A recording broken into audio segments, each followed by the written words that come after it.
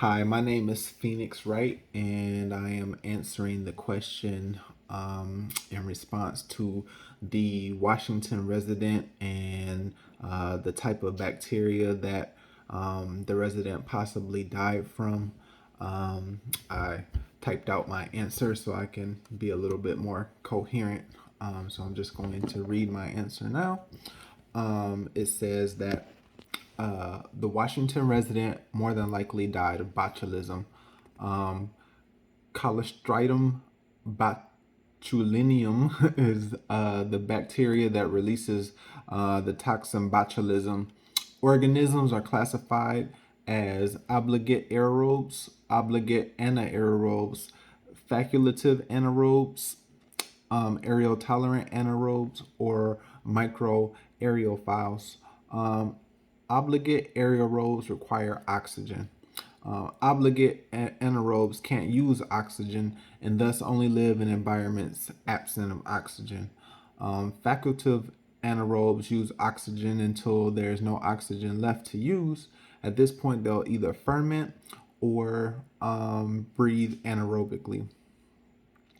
Most bacteria are examples of facultative anaerobes. Aerotolerant anaerobes are related to obligate anaerobes because they too do not use oxygen. However, aerotolerant anaerobes can tolerate the presence of oxygen, whereas obligate anaerobes cannot.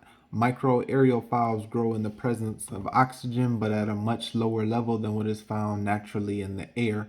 A good example of where microaerophiles can be found are within the human intestines, for example.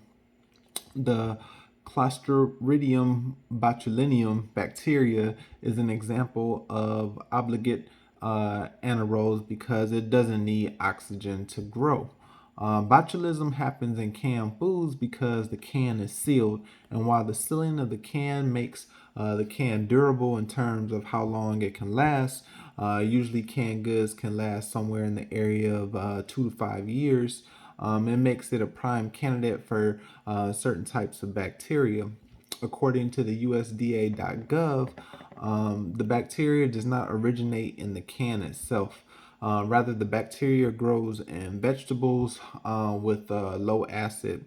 Good examples are vegetables like beets or corn. These vegetables are picked up in the bacterial spores that are found in soil.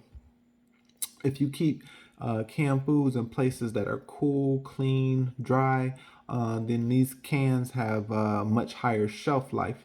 Yet, if the conditions are stored in the opposite of what I mentioned previously, then they're likely to corrode, especially the metal, which would be much more susceptible to things like rust, which then compromises the integrity of the can. More moisture gets in there, allowing the bacteria to grow. While Clostridium botulinum will be most impactful inside the can, it will have no effect on a fruit or vegetable sitting out on the table, like an apple. This is because an apple is being exposed to air and it would not be able to survive in the presence of oxygen. And then that concludes my um, uh, take on what may have happened to the resident in Washington. Thank you and have a great day.